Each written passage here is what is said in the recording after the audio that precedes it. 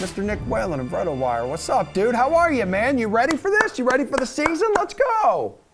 Could not be more ready. Could not be more thrilled to be back on the sweat. It's been a bit of a hiatus. I know you guys have been focusing on football and baseball, but like you said, the NBA snuck right up, and all of a sudden, in 24 hours, we're back. Let's go, babe. We need you. And Luka Doncic is the favorite right now to win MVP at plus 380 on the DK Sportsbook. But reigning MVP, Nikola Jokic, is at plus 1,500. So whose odds do you like for most valuable player as the season opens?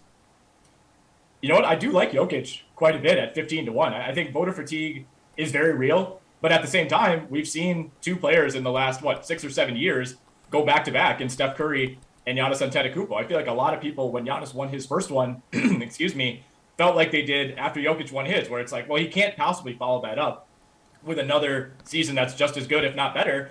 I think without Jamal Murray, Nikola Jokic is going to put up very similar numbers. He almost never misses time. The Nuggets need him to be at his best every single night to hang around in the West. So I do like him quite a bit at 15-1. I think those are pretty generous odds.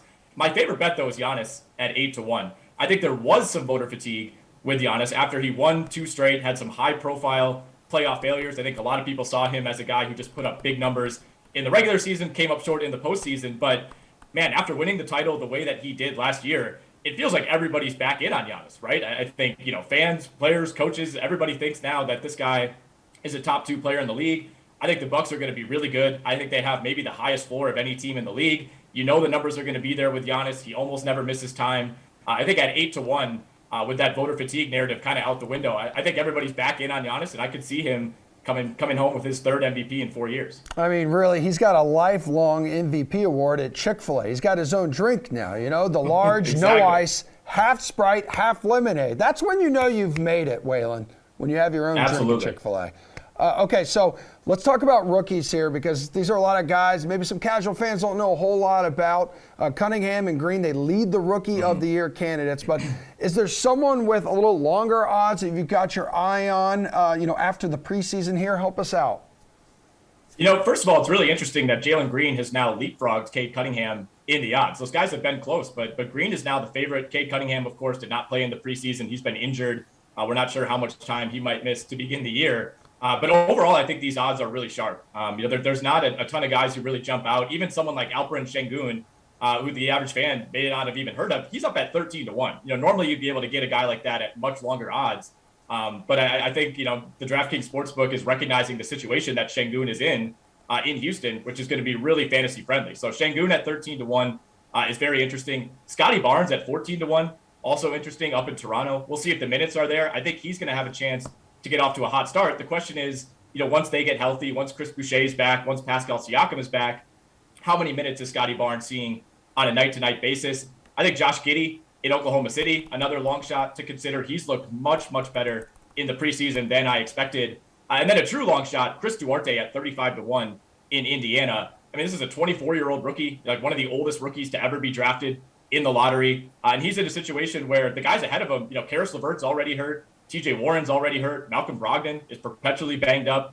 There could be a situation where he, ends up falling into a huge role this season. And if you're looking for kind of that Malcolm Brogdon, Michael Carter-Williams type of narrative for Rookie of the Year, I think Duarte's the guy.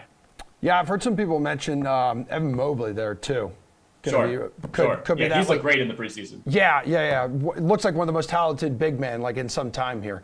Yeah. Okay, so let's go now to Coach of the Year. So Steve Nash is the favorite in that department at plus 850, but we don't usually see the coach, of the finals favorite, getting the award here. Who do you like in this one? Oh, I think you're spot on about Nash. In order for kind of the incumbent, coach of the best team to win it, that team needs to have a crazy regular season. If you win 72 games, you pretty much get it automatically. So if you think the Nets are going to be that good, then maybe betting Steve Nash makes some sense. But I think you have to look kind of toward the middle of the pack here. Michael Malone at 14-1 is my favorite bet. It's one of those guys where it feels like he should have won this award like 3 or 4 times by now. And he always seems to finish second or third. It feels like he maybe is next in line. The narrative is there with no Jamal Murray. If that team doesn't miss a beat, I think Jokic gets some credit, but I think Malone would get a lot of credit as well. Rick Carlisle also positioned well at 20-1.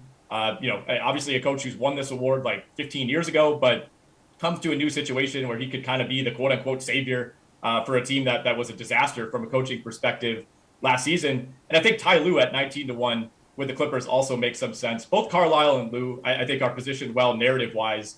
Carlisle, kind of being the new guy in town for a team that could improve relative to last year. And then Ty Lue, of course, not having Kawhi Leonard. Similar situation to Mike Malone in Denver, where if the Clippers get like the 4 or the 5 seed without Kawhi, I think a lot of that credit goes to Ty Lue.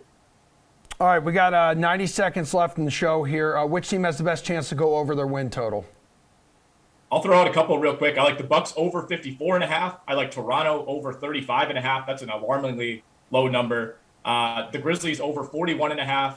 And I'm starting to come around on the Bulls over 43.5. They look so good in the preseason, and I know it's the preseason. Yep. But that team looks like it's going to click, and 43.5 is a fairly low number. So I like all 4 of those. All right, now 60 seconds to go and show. We'll get you out of here with this. The Nets and the Lakers at plus 205 and plus 400 to win it all. But those odds don't get you too excited in June when you're holding a ticket that you bought in October. So which team's odds do you like to win the finals, Nick? I think Milwaukee at 9-1 is a really nice value for a lot of the same reasons that I mentioned when we talked about Giannis. I think their floor is really high. You bring back virtually everybody from last year's team. I think losing PJ Tucker, maybe that's going to be big for a playoff series, but I think over the regular season, the additions that they made, I think they're deeper than last year. I think they're better prepared to go through an 82-game regular season. So I like Milwaukee at 9-1. In the West, Denver at 20-1 is interesting, especially if you think Jamal Murray can maybe beat the traditional timetable for a torn ACL. If he's back with a month or 2 left in the regular season and has time to ramp up, I think that team could be really dangerous. And even Phoenix at 17-1. This team was in the finals just a few months ago. They bring back virtually the same team. They're kind of the Milwaukee of the West to me, where they still have a really high floor as long as Chris Paul stays healthy. So those, if you want to go against Brooklyn or you want to go against the Lakers, those are the 3 teams that I would be keeping my eye on.